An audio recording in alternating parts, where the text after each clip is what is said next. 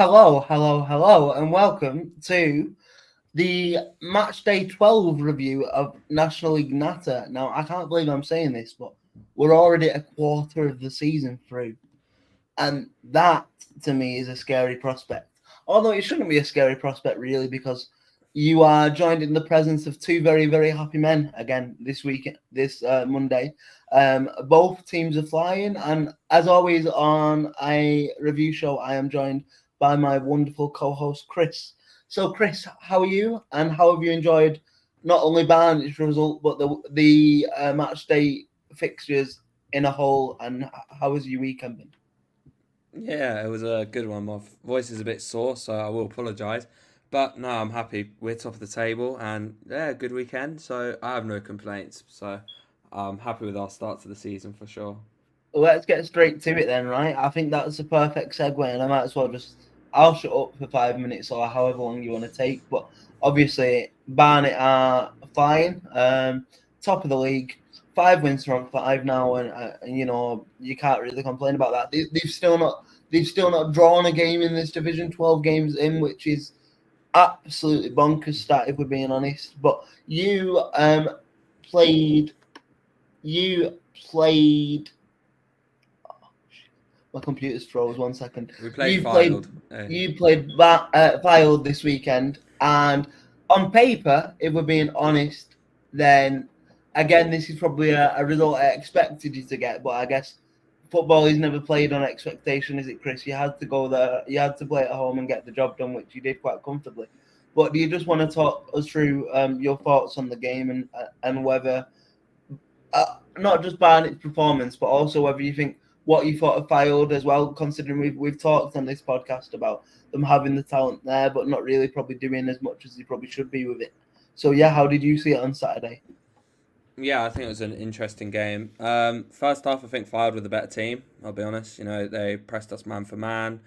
They had a couple chances, but they were very resolute at the back and sort of stopped us in the first half and really limiting us to many chances. And then, look, I think second half we've got that bit of quality. You know, Nicky Kabambo's having him back is literally he's so key for our system. And you know, when we didn't have him and we picked up a couple of defeats, you kind of can see why. But look, I'm really happy with our start. And look, I think it was one of those games where it wasn't if we were going to score, it was going to be when we were going to score. And then we got the first goal, and I think we were quite comfortable for about 20 minutes, and then we just waited for the final goal. And look, to be fair, it was a good crowd from us as well. You know, we had a promotion on for £5, so it was great to see so many new people at the stadium. And look, hopefully we can just build that on for the coming weeks and just see what happens with that. And I think it's important for us because geographically we've got so many rivals. Arsenal and Tottenham down the road, and I think Yeah, it was really good for us to get a big crowd in and try and just build a fan base because we're doing something special this season. And yeah, it was a brilliant day, and we're 2 points clear. But I'm not going to get ahead of myself just yet. I was just about to say that it's crazy to think you are. I think the top half of that, the like maybe the top eight are starting to pull away from the rest of the division already in terms of you're 2 points clear of second, but you're only 4 points clear of sixth. You know what I mean? It's it's so like it seems like what's happened this season is probably not what's happened in the last two seasons, and we kind of predicted it, didn't we? We said get your Chesterfields, get your Notts Counties, get your Wrexhams out of this division, and the big teams should start coming to the boil, and it should be sort of a bit of a scrap between the big teams. And obviously, there's still a lot of football to be played, but it looks like that pattern's developing already, doesn't it, Chris? Yeah, I would agree. I think it'll be a lot closer this season. Maybe not down to the last day for the title, but I think you won't see, as you said, runaway leaders such as Wrexham, Chesterfield, Notts County in previous years. And it's going to be interesting because you've got all the teams in the playoffs now are ex EFL who've been in the league in the last 10 years, and all of those teams want to be back there. But as we know, there's only two promotion spaces, and Yeah. there's only one automatic, which look, I think we've said multiple times is a bit of a joke. You know, with 3 up, 3 down's been suggested, but for reasons that has been said is not happening this year and maybe won't happen for the next year. But look, I think it's going to be a really interesting end to the season. And look, we're only a quarter of the way through, and I think so far from I can say it's been a very enjoyable season so far, and I'll hope that it continues. So we'll just see what happens with that one for sure. Yeah, definitely. And just to finish up then, I feel like we've talked about it for a good number of weeks and probably not in the greatest circumstance. But at what point do you think Fylde do start to sweat? And it's like we can talk about the talent of Nick Horton, John Eustabe, players like that, but for some reason it's not coming off. I think the fact that you've got a striker there in double digits for the season already in your second bottom, something's got to give, hasn't it? And I'm just looking now, and they've conceded the second most goals in this division behind Ebbsfleet now, and like. At what point does this become sort of? I wouldn't say unattainable because, like I said, it's only 12 games and you can still fight. But 9 points from 12 games is a pretty poor. Well, no, let's not call a spade on this podcast. It's a terrible return, if we're being honest. And at what point do the Fylde fans and maybe the Fylde management get a serious worry about being cut adrift here, Chris? I think it's a difficult one. Obviously, they've still not got a permanent manager. Nathan Delfonso is still in the dugout, so I think they're kind of being a bit patient on that front. And look, they're not. I thought they were played quite well, and I wouldn't have thought especially in the first half, there weren't a team that I thought, you know what, they're going to get relegated. But you know what, the points don't lie, and they are in the drop zone. But they're only a point adrift, and I think at this stage of the season, you don't want to really rush into any decisions that's going to lead to potentially your whole season going from worse. And I think they're going about it in the right way. Giving Nathan Delfonso time to see if he's the right fit. And look, the football they're playing is good. It's good football, but I feel like they're lower than they should be. I think the goals conceding is bad, but you would like to think that in their next couple games that they can pick up some points. They've got Aldershot on Saturday, who I thought Aldershot when they played us on Tuesday, I think they had one shot on target. That's the kind of game, especially at home, that you want to build a bit of momentum and try and pick up some points, because at this stage of the season, I know it's early, but the longer you don't win games, you're going to have a mountain to climb, and that's not something that they want to do. But look, they've got Nick Horton, they've got quality. I do think they'll be okay. It's just a matter of time, I think. But I think, obviously, this weekend fortune turned for them, which we'll talk about in a second. But when I think of Fylde at the minute and think of the the numbers and the performances that like Nick Horton is producing, it very much seems like a one team, one man team at the minute, and it does worry me in the sense of if he was to pick up an injury, even just for a couple of weeks, where does that creative force come? They will really struggle. And look, there's a lot of sort of time to turn this around, and I hope they do, because Fylde have a great little fan base. That I've enjoyed my trips to Mill Farm, but I look at that form at the minute, and over the last 6 games, they've lost 4 of them, and it is a worry. But obviously, let's hope they can sort it out. And going away to Barnet is always going to be a tough result for anyone. So I don't think you can look at that in isolation and think, wow, that was a bad performance. I just think their start to the season has been particularly poor, if I'm being honest. But moving on, we are going to touch upon Southend. And now coming into this game, we obviously Gateshead got back on the winning horse, if we should say, on Tuesday night with a 2-0 win over Boston. Obviously, again, probably a very highly predicted result for the Heed. But they still had to go out and do it. They still had to go out and get the job done, which they did.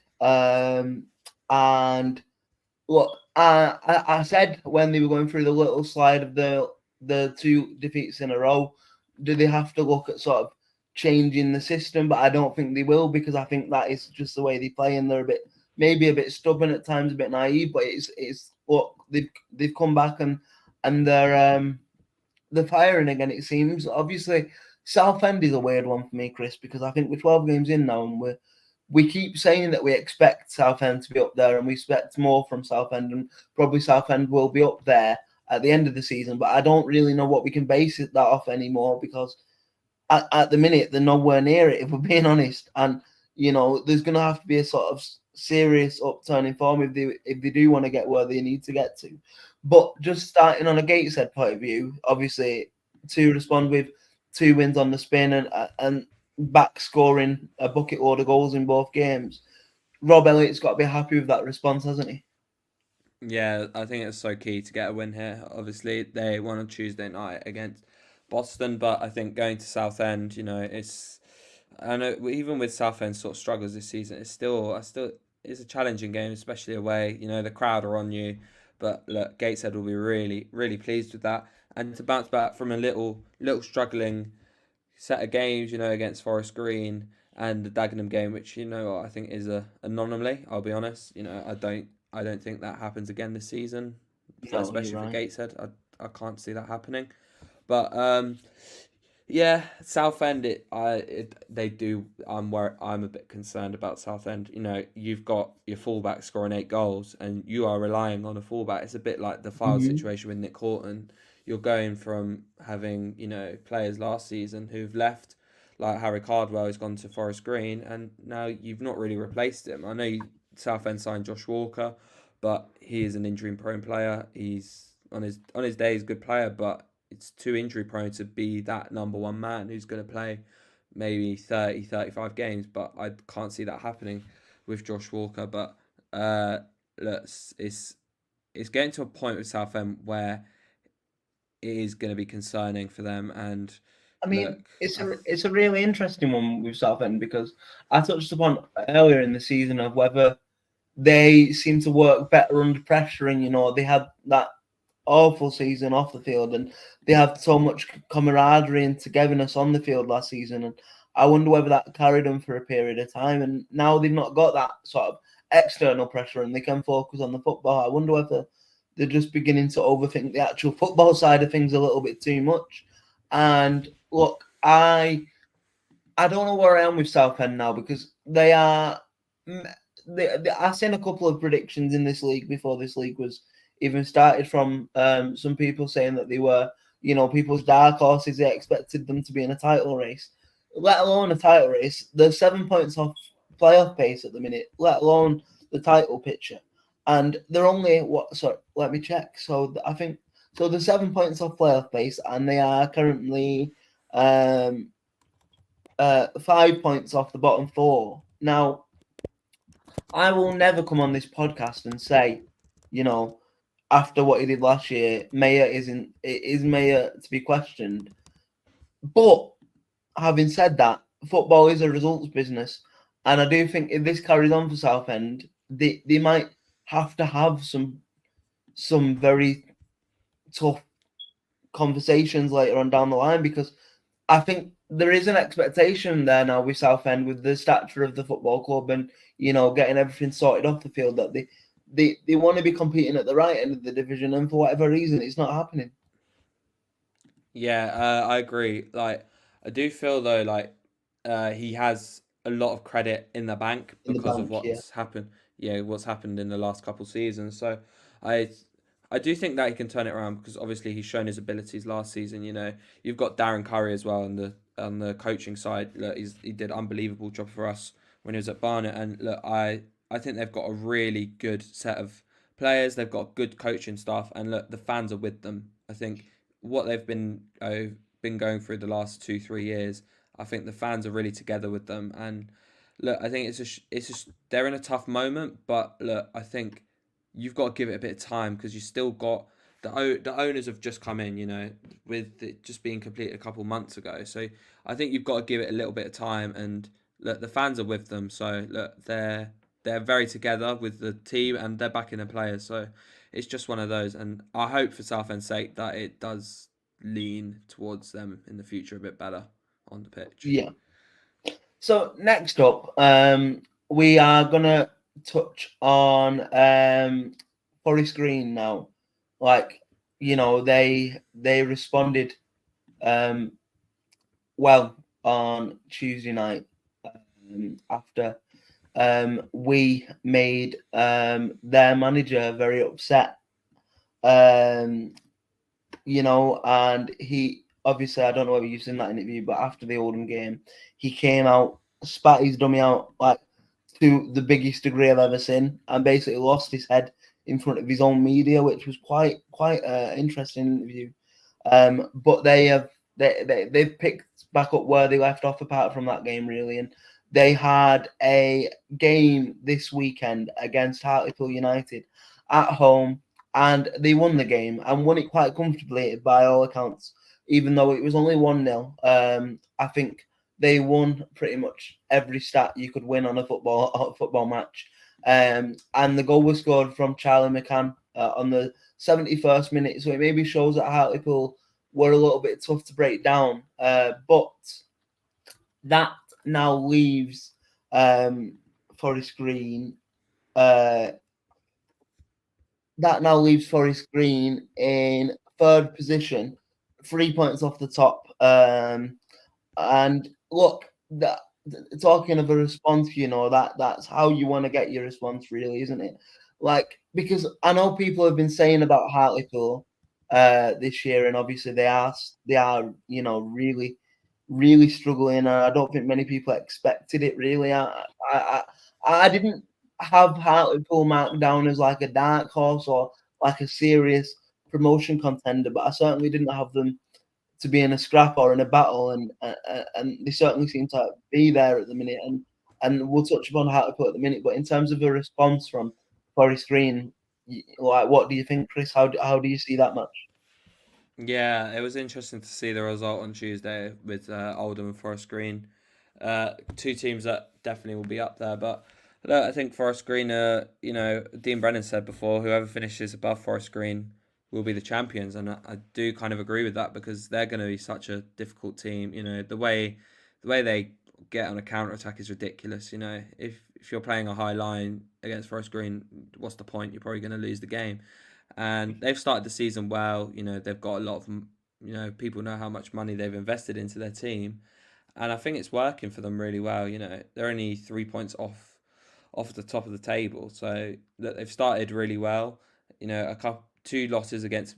Maybe the only thing you could say is their two losses were against Barnet and Oldham. Mm-hmm. Maybe Teams that are rivals that are going to be around them this season.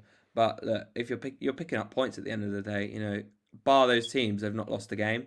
So I think that's a promising side. But from Hartlepool, it's getting really worrying. I think 18th now on the table, and look, I think last season they ended the season quite well, and you kind of, especially you want to gain that momentum, and they've just seemed to go the other way. And look, I think from Darren Sile, I don't think it's gone well as an appointment. And look, potentially in a few weeks we could see a second managerial department of the season. It's interesting with Sal, I think, because I'm looking at this Hartlepool side. I'm looking at the way they're set up. I watch the highlights, and it's just not a Darren Sal team.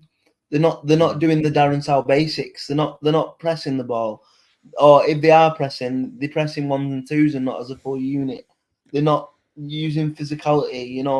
Things that you expect from Sal is just not there. And look, I really don't know what my overriding opinion of Hartlepool is, because, like I said, they are a number of EFL ex-EFL team in this division. They probably have their fan base. I know their fan base, or certain members of their fan base, and I know they have a certain level of expectation because they have been where they have in the past, and like they're not hitting that at the minute. But I don't think they have a foregone conclusion, or a foregone right, I should say, to be up in them promotion spots. So it's a really interesting one, and I have to agree. I think in a couple of weeks, I could see him, if fortunes don't start turning around for Pool. I could see him being the next on the casualty list and the next on the manager casualty list. But then, if I'm being honest as well, I'd it's not really a club. Some clubs you can see and you can have managers in your mind that would be a perfect fit. Like I've always said, if touchwood it doesn't because we're absolutely flying, but if something went wrong with Mickey Mellon at Oldham, I think the perfect fit, and I think it'll happen in the future anyway, because of his ties with the football club and in doing it in the past. I think the perfect fit for Oldham would always be Pete Wild, no matter what sort of stature or league we're at. But with Hartlepool, I can't see a manager that fits their style. If you were to ask me right now, Chris, can you? No, I don't. I think it's a really tricky one. Obviously, they had Kevin Phillips last season, and he was playing playing really good football, and then I think it was bit of a strange appointment bringing in Darren Sarll, especially with the type of football Hartlepool were playing last season, and Lewis, and he ended obviously with Woking last season. It didn't. Woking were almost relegated, so like he's got National League experience, but I think it's just not going right. And look, they need to turn in form quickly, or it's going to end bad for him and for Hartlepool. So look, I hope they turn it around, but it's looking very bad for them so far. Yeah, absolutely. It was almost an unintentional segue then to the next team you just mentioned, Woking. And that's where we're going next. We are going to Woking versus Sutton this weekend. And actually, Chris, go on. I feel like I've introed the first 3 games, so 4 games, so you can do this one for us. Yeah. So take away. First of all, tell us what the score was, and then take away your thoughts and feelings around this fixture. So Sutton got a 2-1 victory away at Woking at a apparent derby, but some people have said that it's not a derby, but they're just local. But that's another story for another game. And Sutton have extended their unbeaten run to 4 games. Lewis Simper's deflected strike made it 1-0 to Sutton, and then 4 minutes later, Jeremy Sivvy, back in the lineup, has scored, and they were 2-0 up after 17 minutes, and that's how it stayed until the halftime break, and Woking scored with 15 to play with Tom Lee heading it across, but it wasn't enough for Woking. And look, Sutton, they had a bit of a rocky patch about probably a couple of weeks ago, but they've really turned it around, and credit to Steve Morrison and their players that they've done that. And Mm-hmm. I think they've done a good job. Like coming back down into the National League is not easy. I think you've seen with so No. many other sides like Scunthorpe and even your boys Oldham when they first came into the National League. Like you can't just go up and win your You games. always have a sense if you've been at ex AFL for so long, rightly or wrongly, you have a sense of like almost underestimating the quality of this division, and Exactly. that soon gets snapped out of you on probably on Boxing Day when you've gone to like Dover or Tamworth and you've lost 3-0. That's when the realization hits that we are where we are because we deserve to be where we are, and it kind of sobers you up. And I think that's probably what Sutton have experienced at certain times of this season as well. And I think the good run has um, come off the back of like the learning from the mistakes off the field as well. They don't seem to be as like brash and in your face with some of the media work, and I think they're trying to be a bit more humble, and it seems to be working for them on the field. So yeah, big respect to Southend, and they seem to be finding the feet again. In terms of Woking, though, Chris, obviously, we they've started really well this season, if we're being honest, and then they're just slowly beginning to. Well, I say slowly; they are beginning to fade away. Um, but that is no win now in 4 games for Woking, and they are conceding more than the scoring at this point now. So, do you think it was just kind of like a little bit of a abnormally of I don't know the bigger teams as such starting a bit slowly to start the season, and that's why maybe Woking capitalised, or like where do you see Woking now? Obviously, 13th in the table on 15 points. They are 6 points off the relegation spaces and 6 points off the top 7.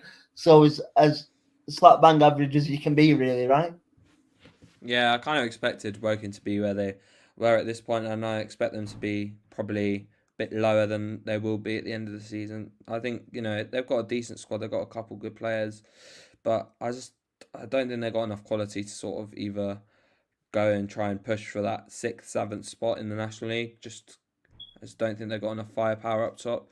And look, as you said, they've got -3 goal difference so far, which look, it's not a great start to the season, but it's one of those where you kind of want to push on a little bit. But I think they're struggling a little bit, but they've got enough quality to stay in the division, and I just don't think they have enough quality to get out into the playoffs. Yeah. So I think they're in that steady middle ground, which, you know what, I think for Woking as a club, you know, they've been a non-league club for their existence, and I think, you know, they probably want to take that extra step, but at the moment I don't think they've got the facilities for that. So I think they'll just be in that mid-table. It's a shame, isn't it? Because I think for Woking, it's one of them, like, in terms of you can't just really expect to take the extra step, unfortunately, just by doing footballing matters on the field. And what I mean by that is you need some sort of extra backing, I would say, nowadays in the National League to be able to push yourself onwards to get out of the National League. You look at some of the players down here, for instance, you know, James Norwood down here. You've got, you know, people might say Paul McCallum shouldn't be down here. People say that Nick Horton's good enough to be a AFL. Barnet have got some players that are definitely good enough to be a AFL, and the wages and stuff like that is reflected in that, you know, reportedly. And I say allegedly because I don't know. I do have my suspicions, but I'm not going to come on the podcast and say it. But allegedly, James Norwood is on $5,500 a week at National League level, and that is serious money, you know. And I think if you're not careful, you you can be as good as you can be on the footballing side of things, but if you don't have that investment, you're never really going to be able to compete properly. Would you say that's a fair sort of assessment, Chris? Yes, especially now you've got these teams such as Oldham, such as, you know, Forest Green, who are splashing the cash in this division. You know, they've got, you know, as you said, one player on $5,500 a week, which is insane. You know, Allegedly. alleged supposedly. But it's ridiculous. It's crazy. Like, you have these teams such as Tamworth, Braintree, who, you know, with Wealdstone, who are part-time. Like, how are you supposed to compete with that? You know, it's challenging, and that's why it's very rare to see teams from the National League North and South, bar Stockport, who did it a couple years ago. Yeah, but They had had money. they had so much money, but you're so unlikely to see a team from those leagues to go and compete. And look, I think that's football, though. You know, you see it in every division. You see it in the Premier League. You know, you saw it with Luton and Man City last year. That's the gaps. Yeah. You see it in the Championship. You see it in League One. You see it in League Two. It's just the pyramid and part of football, I think. Yeah, it's just the way it's changed, hasn't it? So next up, then, again, this is probably my least favourite but most professional part of the podcast, where I have to give Jim McNulty's Rochdale the credit that they probably deserve. And I think Rochdale have done really well to kind of quieten me down a little bit, because not quieten me down, because I think my justification was fair at the time. We said when they come up against, you know, the sort of elite bigger teams of this division, they seem to have, you know, struggled. They were losing to Eastleigh, and I forgot who did they play before that. They lost as well in the like top 8, top 7. I forgot who it was now, but they lost 2 on the spin before they won. So they lost 2 on the spin, and now they've won 2 on the spin again. So they're finding the feet. Obviously on Tuesday night they had a big away result at Hartlepool, who we've just touched upon, and then they backed it up with, I think it's fair to say, I watched this game while I was waiting for the 5:30 kickoff to come on DAZN. I watched Rochdale, and if I'm being honest, I think for a large majority of the game, I think Braintree probably had enough chances in the game to definitely draw the game. I think for maybe half of the game at least, Braintree were the better side, but I think, again, we just talked about it there, like, Braintree only named 5 substitutes. So you've seen the sort of difference in squad depth there with Rochdale and with Braintree, and I think that's what carried them over the line. And also, when you've got a striker on fire like Rochdale have at the minute with Cairo Mitchell, who got his 8th goal of the season this weekend, that is a difference. And look, 6 points from 6. Rochdale are back. They're back in the playoff places. They are where they want to be. But I think from a performance perspective only, Braintree will probably feel very unlucky to come away from that empty-handed. I think a point apiece would have been a fairer result. I'll tell you something as well, and I'm not just saying this because Chris is here and he's a Barnet fan. From a Braintree point of view, I think Jermaine Francis had the Rochdale fullbacks on strings at certain times in the game. I thought he had a superb game, and he was unlucky not to score a couple of times himself. But look, they're the sort of games that if you do have promotion aspects, which Rochdale obviously do this season, you grind out, you find a way to win. The good teams find a way to win, and that's what Rochdale have done, isn't it, Chris? Yeah, it's a great result for them. Mitchell's been unbelievable this season. He's absolutely stepped up to the plate, and look, he's doing really well. And look, for Rochdale, as you said, it's one of those games that you want to win. Braintree they have a really good team on paper. They've got so much experience at this level. They've got Jamal Fifield. Louis Ainsley used to play in actually Callum Powell. They've got if you look at their squad, they've got such a strong core squad, but for some reason it's just not working. But look, Braintree, I think Braintree are a good side. I'm not just saying this because they've taken two of our players out on loan, Jermaine Francis, as you said, and Finley Wilkinson. I think they're two really good young players, especially Jermaine Francis. He's got so much quality, and look, for Braintree, I think they'll get there. Obviously, they've got a varied squad, a lot of young players, but a lot of experience, and they're just above the drop zone. But it'll be interesting to see how their squad kind of goes on in the next couple weeks to months, and see where they are. Let's say halfway through the season would be interesting kind of thing to see. But look, I think absolutely. they'll be okay. I tell you what, for all the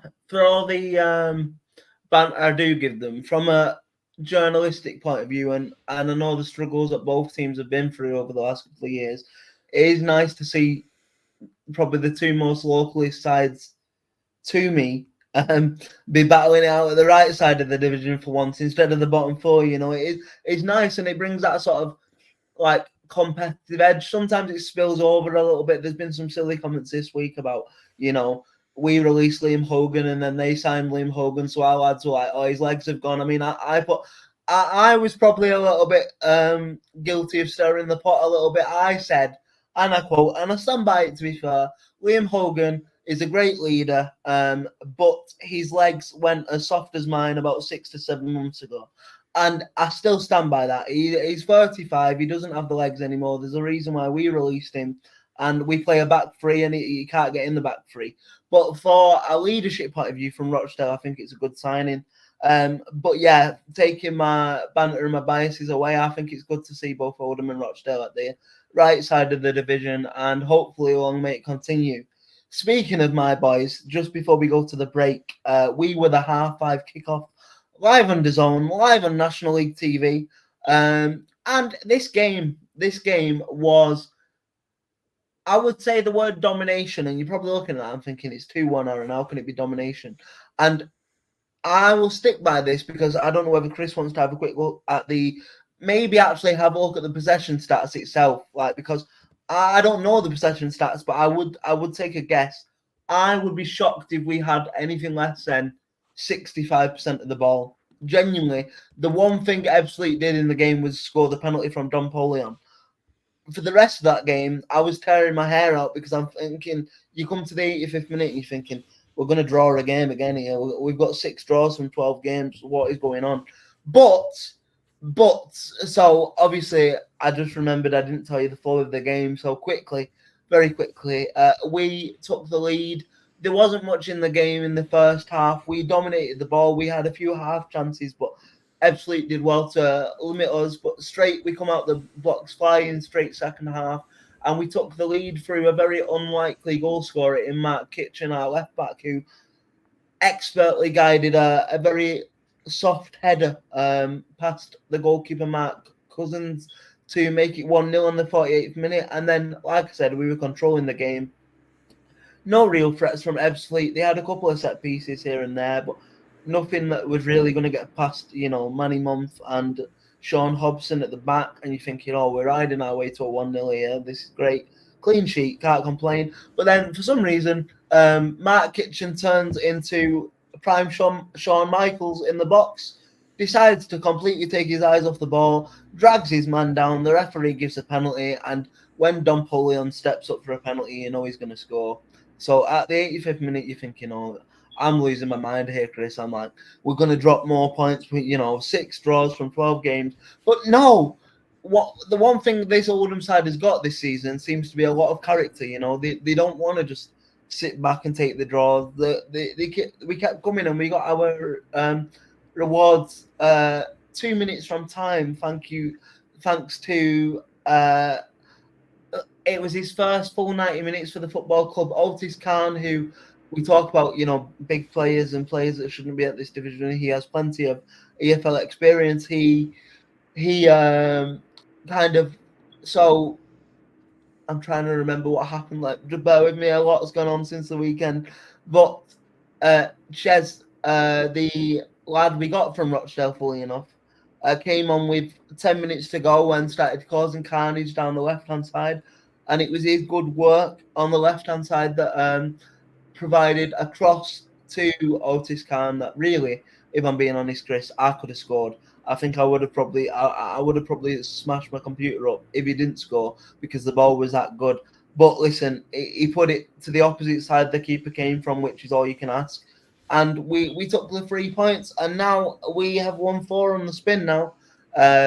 We are unbeaten in 8, and we've only lost once in 12 games. And look, as far as that for the first quarter of the season goes, I am absolutely going to take that. Do you know what I mean? Maybe, yes, we could be higher. But look, to win 6 and draw 5 out of 12 games is a phenomenal start, really, isn't it, Chris? Yeah, it's a great start for Oldham. Just saying, as you were saying about possession stats, I've just had a look. You had 53% to 47, so maybe it's not surely not.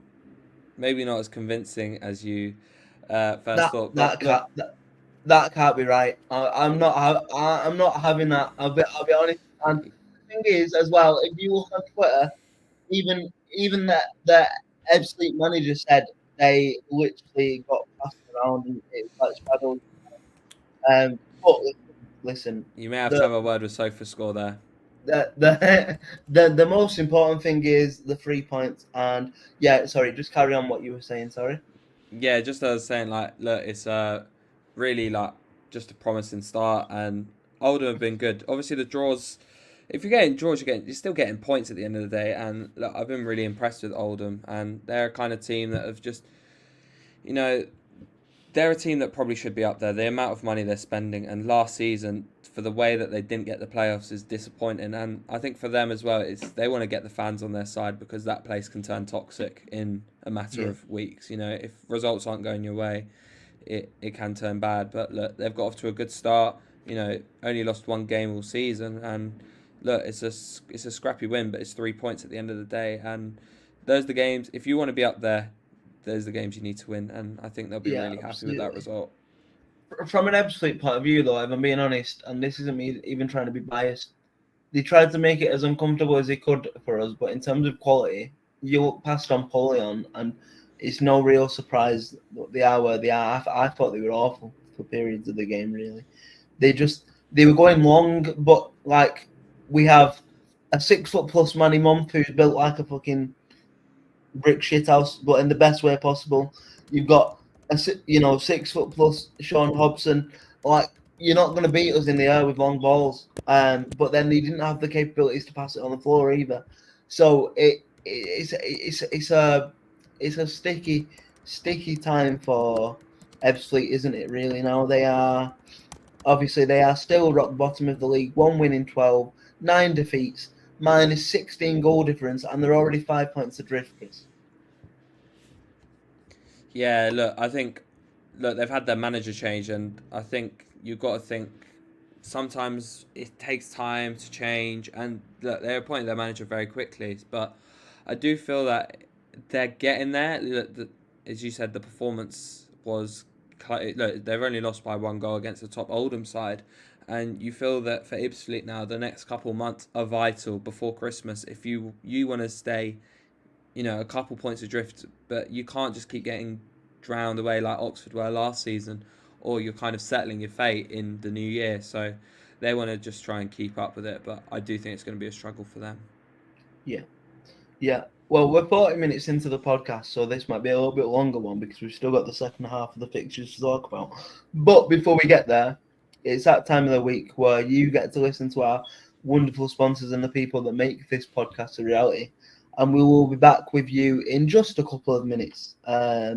So, yeah, we will see you in about 2 minutes.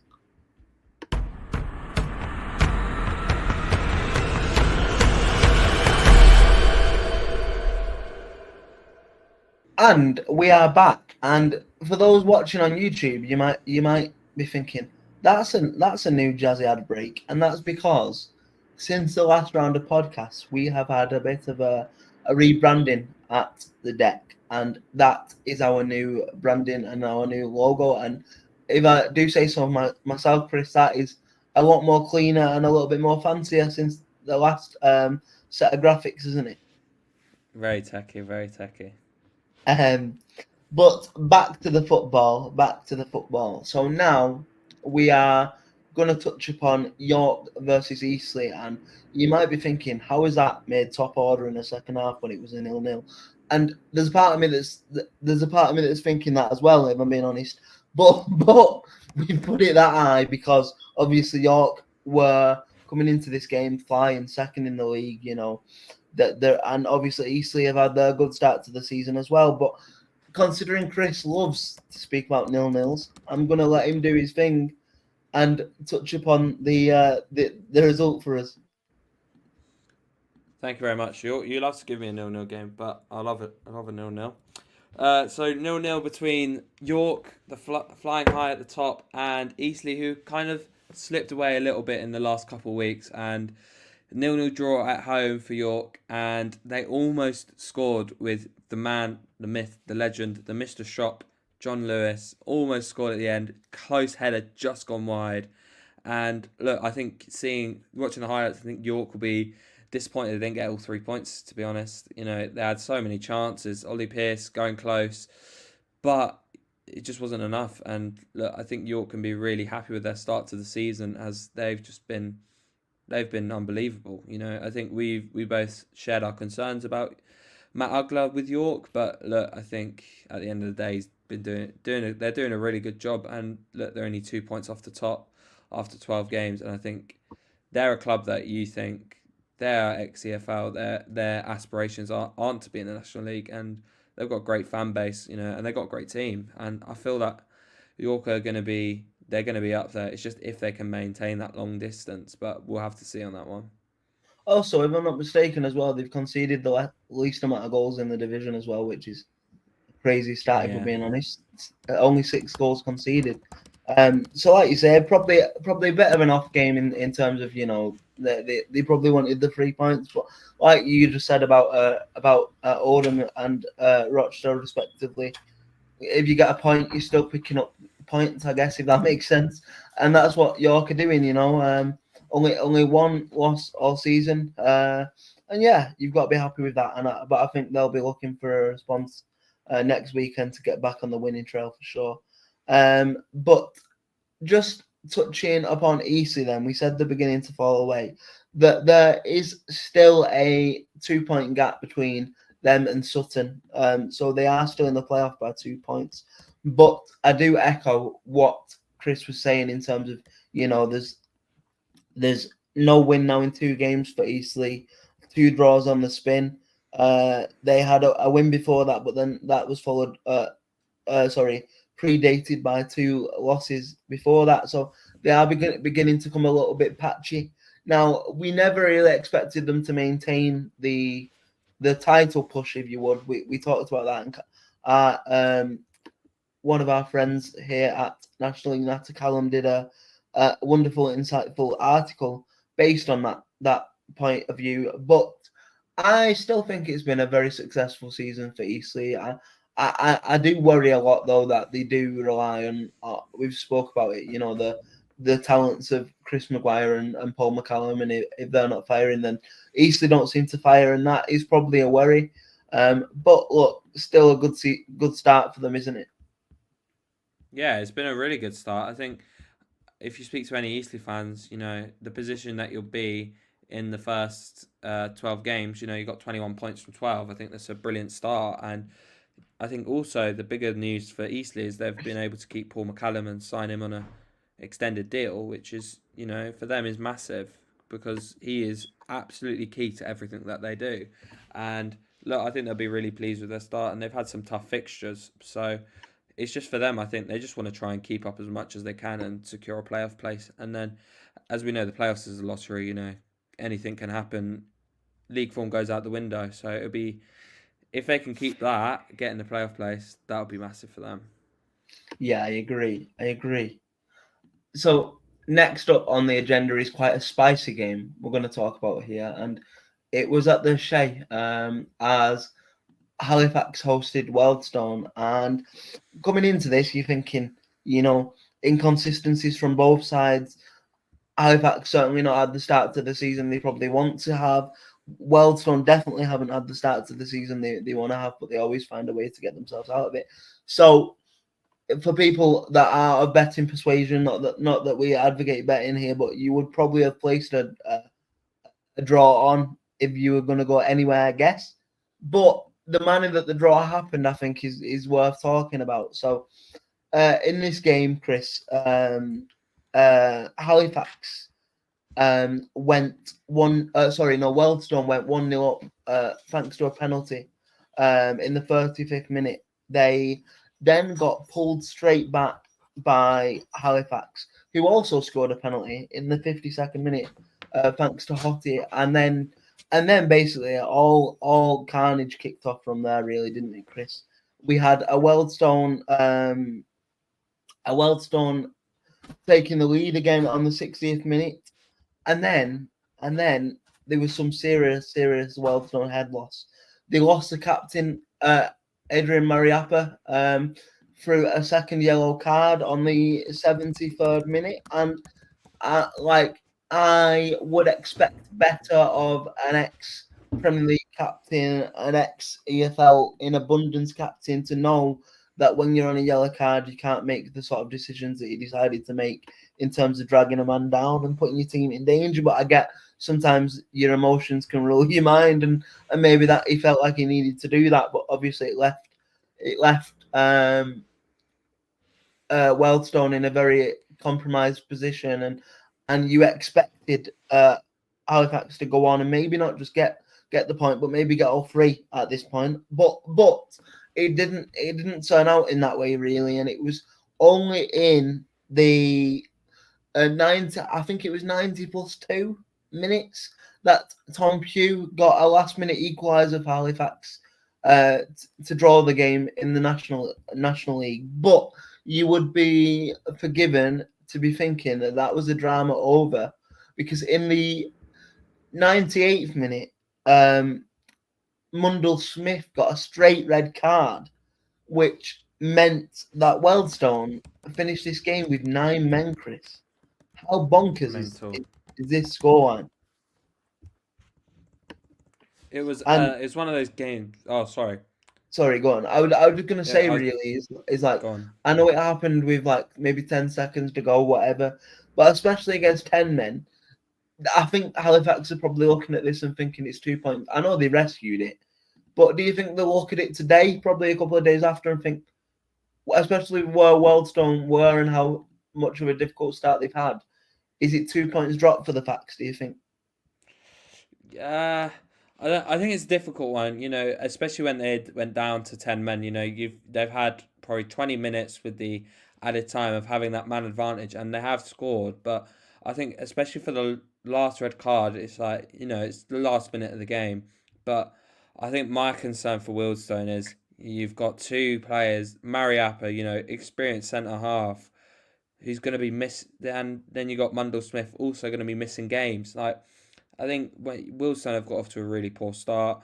I'm not just saying, I'm speaking speaking my honest opinion. I think Wealdstone are in trouble this season, Yeah, and look, for them to 2-0 up and then just to let it go. I think it's so disappointing from their side, and I think they're in a really tough moment, and there is pressure on Matt Taylor now to sort of see if he can steady the ship. But look, they're going to I be mean, for their next game. They're going to be missing two key players, and that's a struggle for a squad of their it, size. it almost seems like we never learn with Wealdstone though, because we always say we think they're going to be in trouble. We think they're going to be in trouble, and they always find a way to prove us wrong. But I do agree. I can't see a way where they'll do the Houdini this year.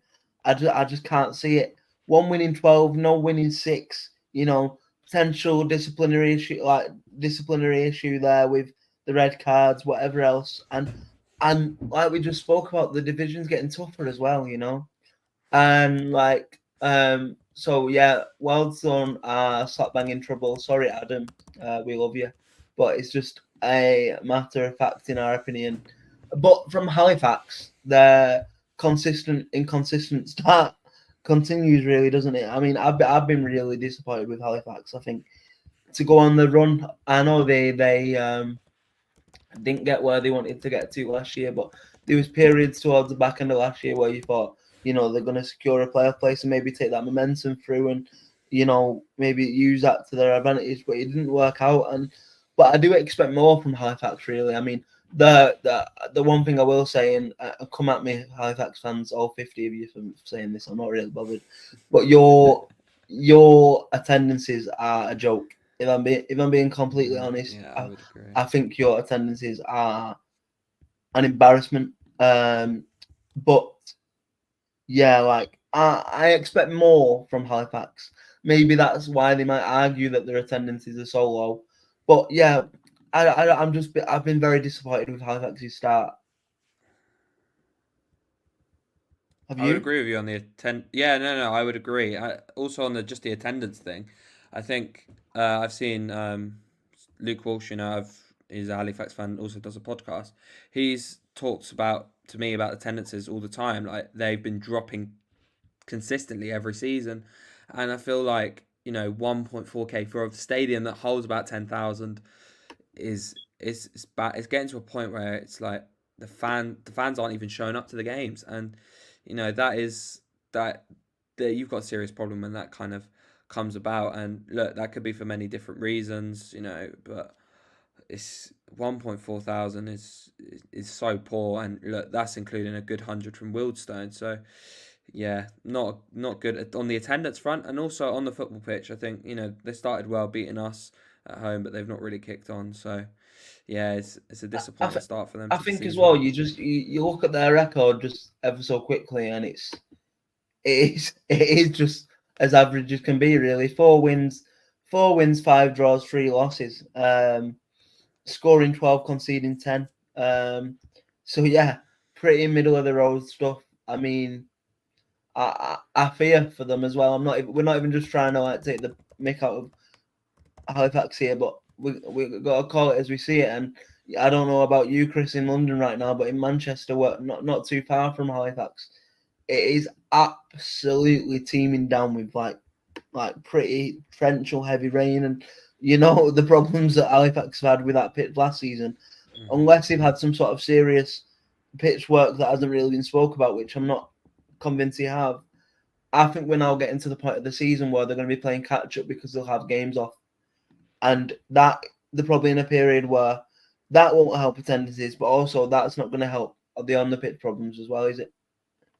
No, the pitch like last season, we had to go to Accrington to play our game against Halifax in April because their pitch Yeah, was we went to uh, Chesterfield. it wasn't playable. Like that's a killer, and that's something that the pitch and the council. I think that's a big issue as well. That could probably lead to the attendance drop. The Claudale Council's a bit of a joke. The amount of money that is not invested into the football team. And look, Halifax are a massive club, but for reasons that the council aren't investing. And this is the problem at this level. We've had it with Gateshead last season with the council, and now we've got a issue with Halifax's pitch. It's tough for these clubs that are at this level, but yeah, they're in a really tricky moment on and off the pitch, I think. Yeah, I agree. I definitely agree. Now, next up, we go to Dagenham versus Solihull, and these are, especially from a Solihull persuasion, again, talking about teams we've been disappointed with this year, Solihull are definitely up there. For whatever reason, they've got the manager, in my opinion. They've got the talent, but it's not coming off. It's really not coming off. And we talk about, just before I get into the game, we talk about our poor attendance at Halifax. And somehow, I mean, I don't know what Dagenham's average attendance is, so maybe this is normal for them. I don't know. I'm not pretending to be a attendance aficionado, but they had 1,300, Chris. So they had 100 worse off than Halifax. So that is that I don't know. Is that normal for their attendances? I don't know. I But think that's that, about their average. I was going to say I'll be that that's honest. poor in itself to maintain and try and push on, isn't it? But go into the game then. So Dagenham took the lead on the 49th minute through Phipps, and look, I would have expected, especially Solihull, the way they are playing and the way they've started the season, I wouldn't have been surprised if Dagenham would have held on to the win, because if I'm being honest, I don't see the fire in the bellies that we've seen from Solihull in previous seasons. But they proved me wrong, and on the 67th minute, thanks to Jack Stevens, they got their equaliser. And people might say Solihull getting a point away from home at a Dagenham and Redbridge side that 2 weeks ago went and smoked Gateshead 7-1 is a very, very good result. But like we said, that is probably an anomaly. That probably won't happen to any other side this season. And I think it is fair to say I've been very underwhelmed with Solihull, but I have been quite quietly impressed with the business and the way Dagenham have started their season as well, if I'm being honest. Obviously, they're 4 points adrift of the playoffs, but they've only lost 3 games themselves, winning 4 and drawing 5.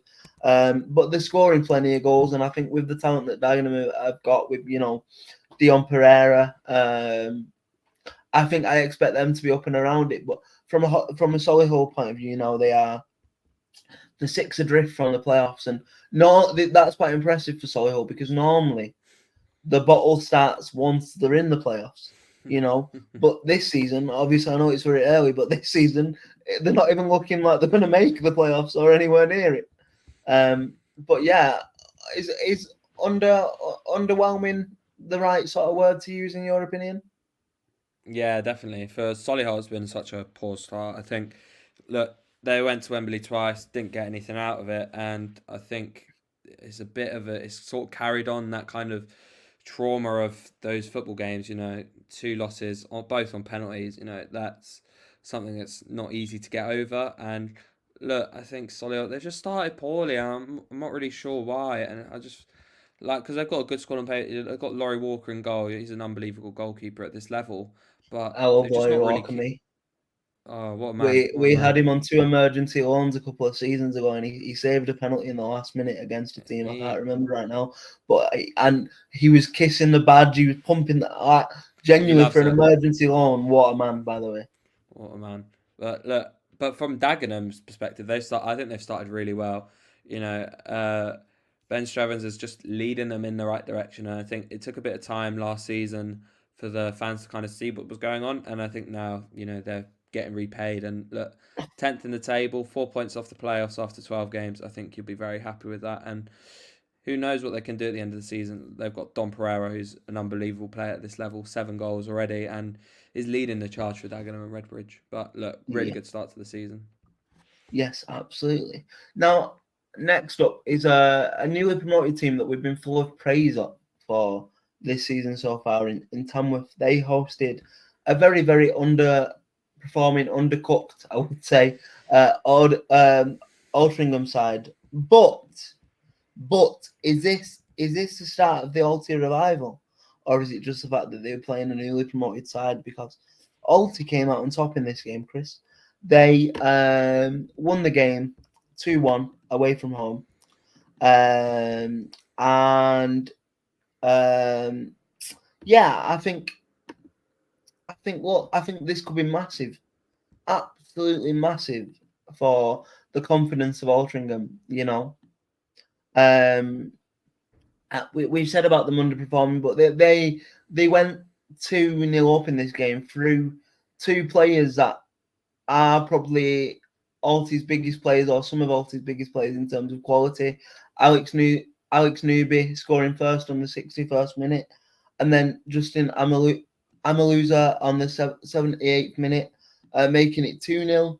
And then things did start to get a little bit shaky, probably for Alti, because with 11 minutes to go, Crawford decided to get a second yellow, and just make the last 10 minutes of the game more uncomfortable than it needed to be.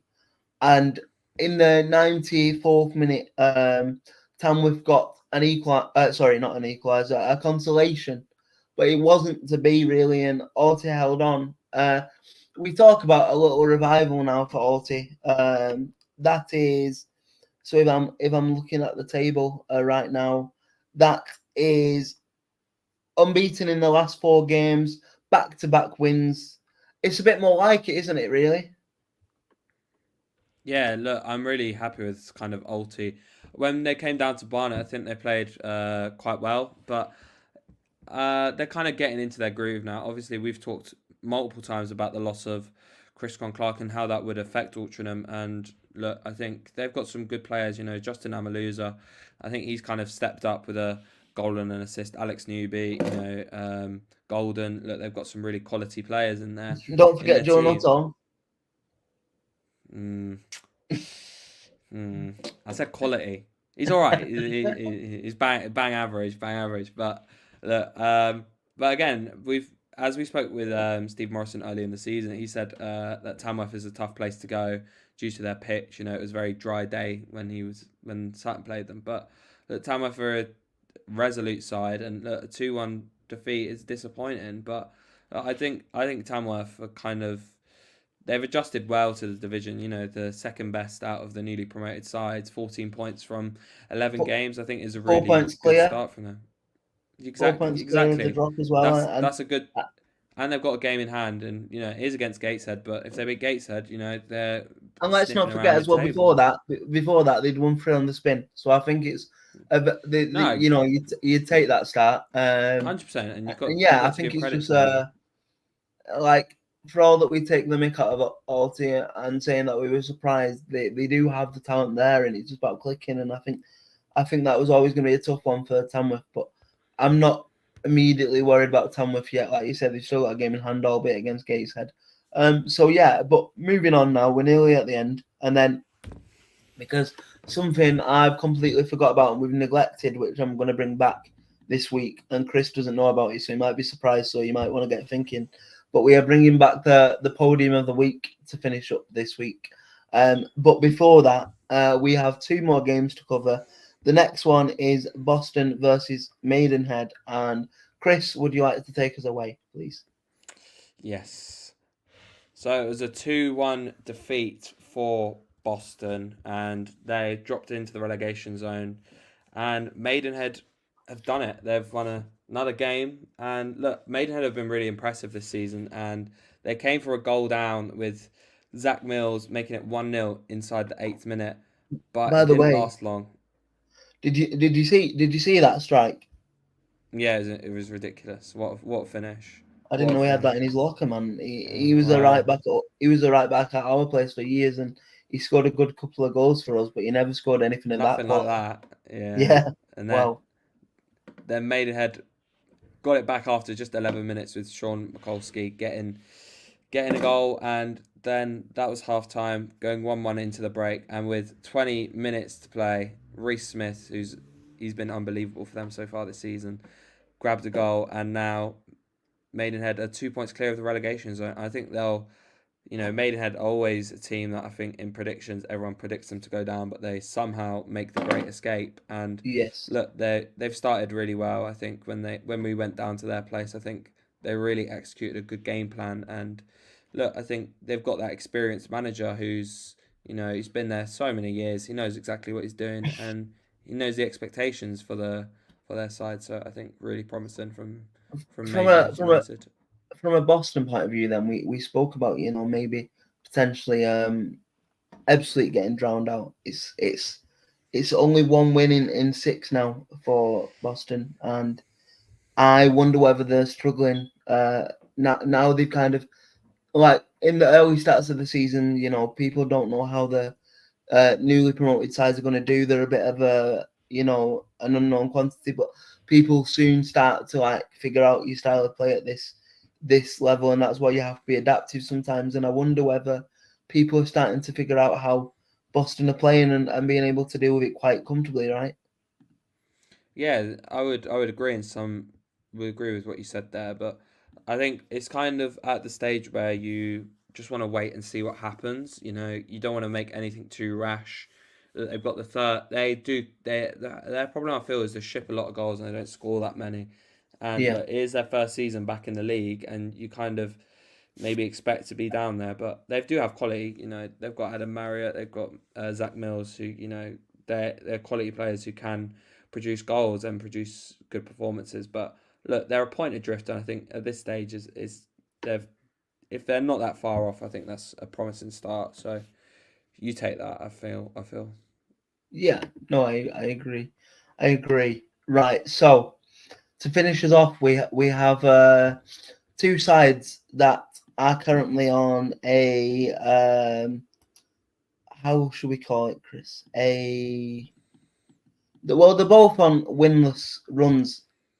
To call it politely, you've got Aldershot, who are currently, now they are they were 5 without a win coming into that, and you had Yeovil, who were also 5 without a win coming into this game. So again, doesn't take a genius to work out how this game ended. Really, it was a 1-1 draw at Hush Park, and um, Aldershot started very, very brightly, and it was Josh Barrett's third goal of the season, and he was assisted by that man again, James Henry, who just seemed everything Aldershot seems to be doing well at the minute. It seems to be coming through him a little bit, like we spoke about, Nick Horton. It seems to be like that for Aldershot at the minute. But Yeovil fought back and got a goal on the 57th minute, and that is really all we can really report on this game, because it wasn't one for the neutrals, if we're being honest. And look, both sides are on, 6-game winless runs now. The obviously runs like that have to break somewhere, but it is a bit of a worry for both sides, isn't it? Yeah, I think Aldershot the team I worry about more than Yeovil, just because I just watched their, with the red card, I think on Tuesday night, I just felt that even before, they weren't really getting into the game. But I think last year they should have got the playoffs. They didn't win. I think one of the last they needed only a couple points and they just couldn't get over the line in the end. But look, I think Yeovil started the season quite well. Mid-table, very good start from a newly promoted side, and they're trying to just make their mark on the division and just try and maintain and see what happens with a potential playoff push. But from Yeah. Aldershot, I think it's been a poor start to the season, and they need to kind of try and redo what they did last season, which was, you had so many class players, Josh Stokes, Tollage, but I think they're missing that. And, they got Jack Barham, but he's a very different player to Josh Stokes and Tollage. So I think maybe it's a bit of a kind of season where just a bit of maintaining where they are. Yeah, absolutely, absolutely. So now, before we finish, we have the ultimate hard choice of doing a podium this week. And to be honest, I'm worried about this one, because normally coming into this, we have ideas of people we want to put on. But this is going to be hard, I think, because I don't think anyone's really had a standout weekend. But go on, Chris. I'll let you do the honors, and you can take. We'll go bronze upwards. Okay, so I'll start with bronze. I'll go for Justin Amaluza of Altrincham, getting a goal and an assist to get 3 points for his side and putting them up to ninth in the table is, I think, a very good performance from Justin. So fair play to him. Nice. So for silver, I am gonna go for. This is really hard, because the thing is, I think we both know who we're gonna put gold, or I know who my gold shout is. haven't But got one for silver, do you want to help me out, Chris? I'm really struggling. Have you got any silver shouts? No, I don't really have any. I don't even have a gold shout, to be fair. You have a gold shout or you don't? I don't. In fact, because it's a name that I see popping up quite a lot this year, so far this season, and they obviously needed a response. In silver, I'm going to put Charlie McCann from Forest Green just because he got the winner, and I know he scored a few goals this season already, and like I said, they needed a response. So that's my silver shout. And if you don't have a gold shout, it's going to hurt me. But I think my gold shout has to go at this point to Cairo Mitchell because he got the win in a very sort of average Rochdale performance to keep them ticking over, and also his 8th goal of the season. And I think he's a player that not many people expected to be up and around the top goal scorer charts this year. So I think he's doing really well. So unless you've got an alternative, are you happy to put Cairo Mitchell at gold in the I'll podium? go for it. My other shout would be a biased Nicky Kabamba shout, but no, I will go with Mitchell. I think he's had a great season. Let's do it. So that will be put into a graphic and put up on our social media at some point when our new graphics man, because our old graphics man is currently away on parent duties. Congratulations to Callum from all of us at Natter. We are very happy 100%. And proud of you. And yeah, so Chris is our new graphics man for now. So he will put the graphics a bit dodgy, you know why then. He will put the podium up at some point today, and you can see it in with your eyes. But in the meantime, that has been the end of match day number 12 review. I've been Aaron, that has been Chris. And Chris, unless you have anything else you want to say, that is it for Natter. And me and Lauren will be back on Thursday to do the preview, talk about last week's predictions, put this week's predictions on lock, and get ever closer to that tattoo. But in the meantime, we'll see you on Thursday. See you in a bit. See ya.